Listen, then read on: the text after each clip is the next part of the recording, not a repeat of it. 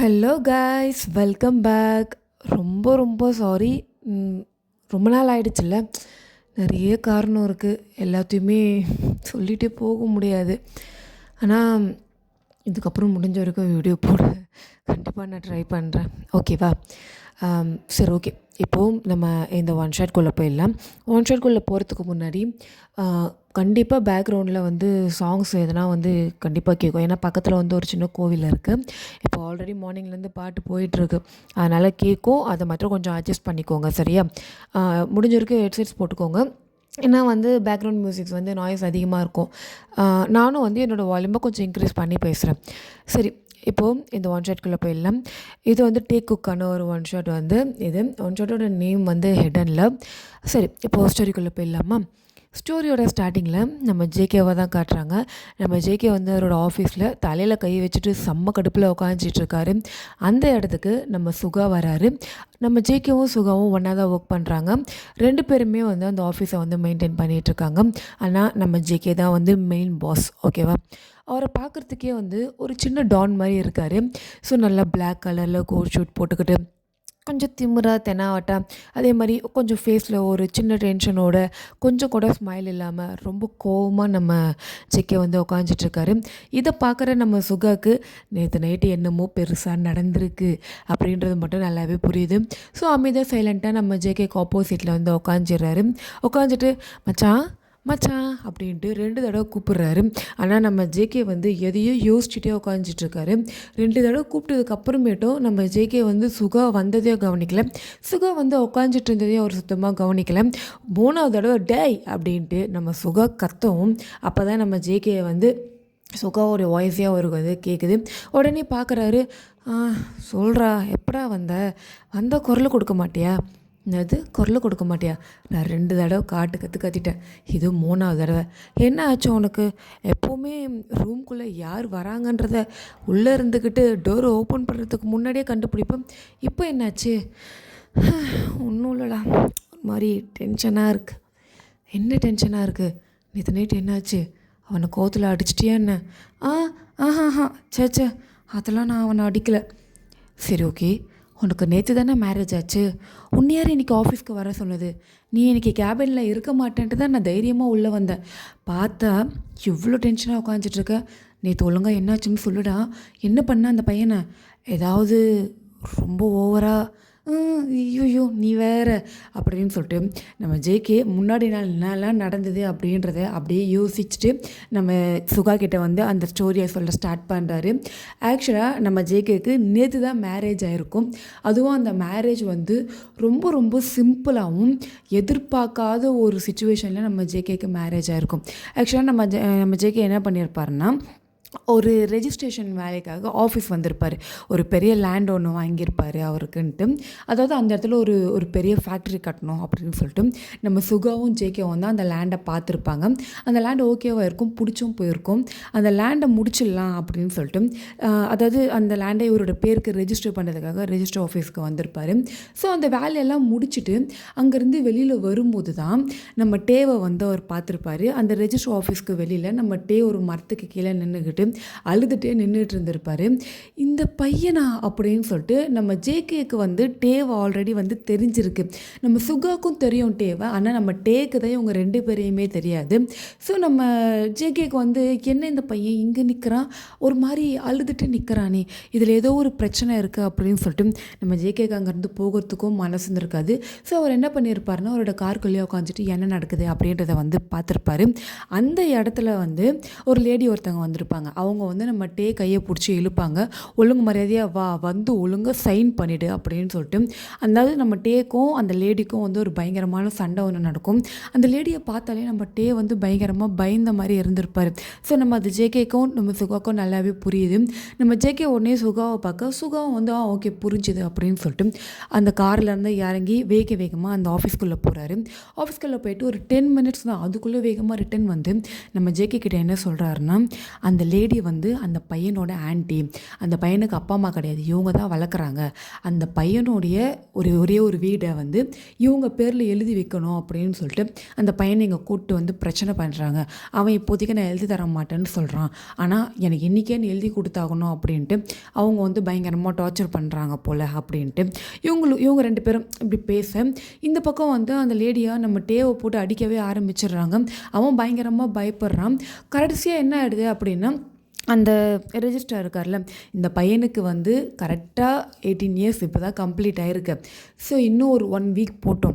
1 week அப்புறமேட்டு நீ வீட்டில் பேசி இது பண்ணி அவனை வந்து சம்மதிக்க வச்சு அவனாக வந்து சைன் பண்ணுற மாதிரி கூட்டிகிட்டு வா.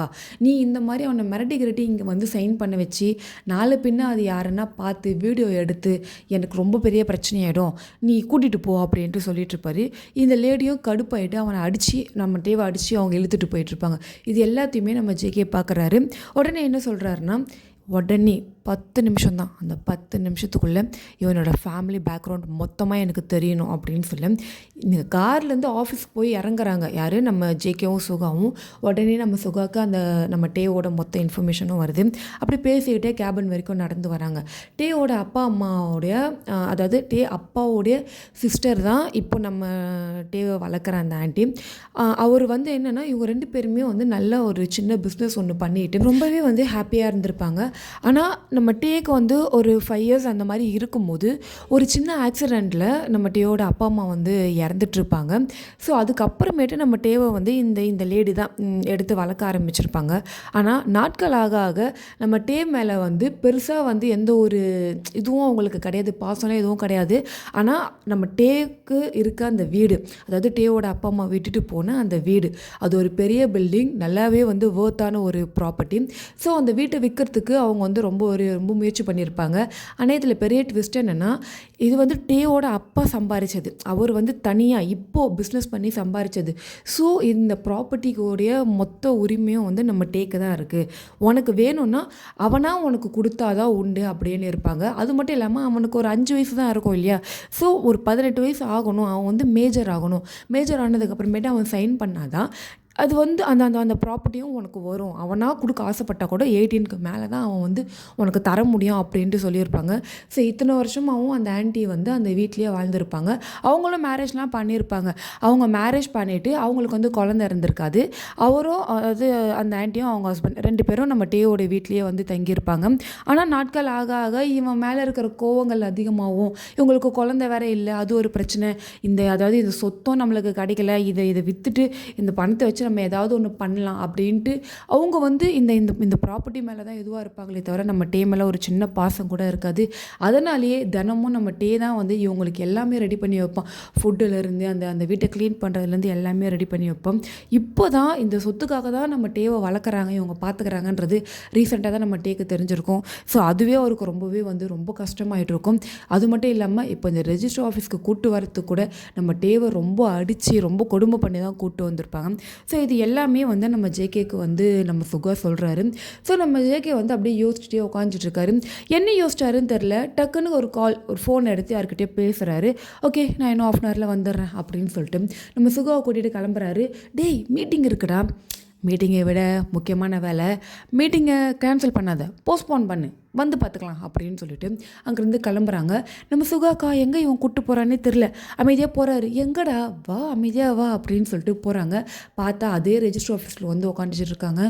என்னடா இங்கே கூட்டிகிட்டு வந்திருக்க, என்ன ஆச்சு, சும்மா இரு அப்படின்ட்டு ஒரு 5 நிமிஷம் அப்படியே உட்காந்துட்டே இருக்காங்க. பார்த்தா நம்ம டே வராரு. டே கூடவே வந்து அந்த ஆன்ட்டி வராங்க. பயங்கர ஹாப்பியாக வராங்க. நீங்கள் தான் எனக்கு கால் பண்ணிங்களா? ஆமாம், நான் தான் கால் பண்ணேன். ஓகே ஓகே, சரி, எவ்வளோ அமௌண்ட்டு கொடுக்குறீங்க? உனக்கு எவ்வளோ வேணும்னு சொல்லு. எனக்கு ஒரு 60க்கு மேலே கிடைக்குமா? ஓகே, நீ ஒன்று கேட்டால் கூட நான் தரத்துக்கு ரெடியாக இருக்கேன் அப்படின்ட்டு நம்ம ஜேகேவும் அந்த லேடியும் பேசிகிட்டு இருக்காங்க. நம்ம டே வந்து கொஞ்சம் நின்று பார்த்துட்ருக்காரு. யார் இவன், எதுக்கு இங்கே கூப்பிட்டு வந்திருக்காங்க, மறுபடியும் என்னுடைய வீட்டை விற்கிறதுக்கு பயங்கரமான அமௌண்ட்டோட ஒரு ஆளை பிடிச்சிட்டாங்களா, ஐயோ என்ன பண்ணுறதுனே தெரியலையே அப்படின்ட்டு நம்ம டே எப்படி இதை தடுக்கலாம் அப்படின்ட்டு திருத்துட்டு முடிச்சுட்டே இருக்காரு. சுகாவுக்கு ஒன்றுமே புரியல. டேய், நீ அந்த வீட்டை வாங்க போறியா? ம். ஆமாம், அதை நான் தான் வாங்க போகிறேன். என்னது வாங்க போறியா? எப்படி இருக்கும் ஏதா இருக்கும் எதுவுமே யோசிக்காம பார்க்க கூட இல்லை, எப்புட்றா வாங்க போகிற? நான் தான் பார்த்துட்டே இருக்கனே அப்படின்னு சொல்லிட்டு ஒரு மாதிரி ஒரு விதமான சக் பண்ணிக்கிட்டே அப்படியே திரும்பி நம்ம டேவை பார்க்குறாரு. சுகாக்கா, என்னது வீட்டுக்கு பதிலாக இவனை வாங்க போறியா? பரவாயில்லடா, என் ஃப்ரெண்டாக இருந்துக்கிட்டு என்னுடைய ஐடியாவை எவ்வளோ சீக்கிரம் புரிஞ்சுக்கிட்டு. டேய் மச்சான், இது சும்மா இரு, அமைதியா இரு. எனக்கு அவன் வேணும், நான் ஆசைப்பட்டது எனக்கு வேணும். அதான் அந்த லேடிக்கு பண பிரச்சனை இருக்குன்னு தெரியும்ல. நான் போகிற வழி வேணால் தப்பாக இருக்கலாம், ஆனால் என் டேவோட நல்லதுக்கு தான் நான் பண்ணுறேன். அமைதியாடுறா நீ அப்படின்னு சொல்லிட்டு அந்த ஆண்டிக்கிட்டே வந்து பேசிகிட்டு இருக்கான். நீங்கள் சொல்லுங்கள், எவ்வளோ வேணும் உங்களுக்கு? இல்லைப்பா, நீ அதிகமாக எனக்கு கொடுத்தா நான் இதுக்கப்புறம் எந்த பிரச்சனையுமே கூட பண்ண மாட்டேன். சரி, ஓகே, ஃபைனல் 75 lakhs ஓகேவா? ஓகேப்பா அப்படின்னு சொல்லிவிட்டேன். அவ்வளோதான், 75 லட்சம் கொடுத்து நம்ம டேவை வாங்கிடுறாரு. என்னது, என்னுடைய மதிப்பு 75 லட்சமா? அடே என்னடா நடக்குதுங்க அப்படின்னு சொல்லிட்டு நம்ம டேக்கு பயங்கரமாக கோவம் வருது. இதை தடுக்கலாம் ட்ரை பண்ணுறாரு. அவர் வந்து என்ன சொல்கிறாருன்னா, நான் கண்டிப்பாக வந்து சைன் பண்ண மாட்டேன். அதாவது ஆக்சுவலாக நம்ம டேக்கு வந்து புரிஞ்சிடுது, இந்த லேடி வந்து என்ன கொடுத்துருலாம் பிளான் பண்ணிடுது அப்படின்னு சொல்லிட்டு இவங்க பேச ஏதாச்சும் அவர் கண்டுபிடிச்சிட்டு இருப்பாரு. முடியவே முடியாது அப்படின்னு சொல்லிட்டு டே வந்து இங்கேருந்து ஓட ட்ரை பண்ணுறாரு. ஆனால் அந்த ரெஜிஸ்டர் ஆஃபீஸ் ஃபுல்லாக நம்ம ஜேகேவோட ஆளுங்க தான் சுற்றி நிற்கிறாங்க. இவரால் ஒன்றுமே பண்ண முடியல.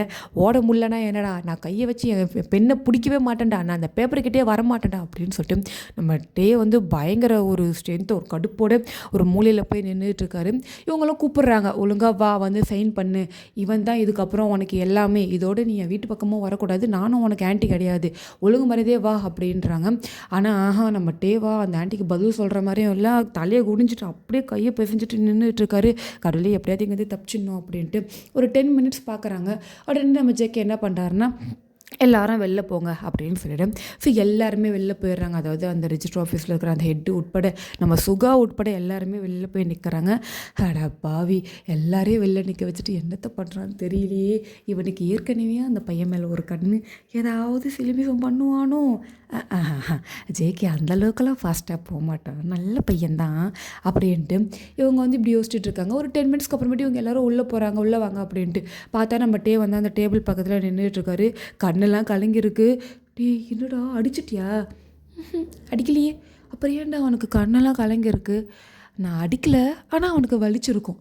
என்ன வலிச்சிருக்குமா? எனக்கு புரியலையே அப்படின்னு சொல்லிட்டு நம்ம சுகம் அப்படியே லைட்டாக இன்னும் கொஞ்சம் குனிஞ்சு நம்ம டேவை பார்க்குறாரு. ஏன்னா நம்ம டே வந்து ஃபுல்லாக குனிஞ்சு மாதிரி நின்றுட்டு இருக்காரு, தலையை ஹெட்டை ஃபுல்லாக டவுன் பண்ணியிருக்காரு.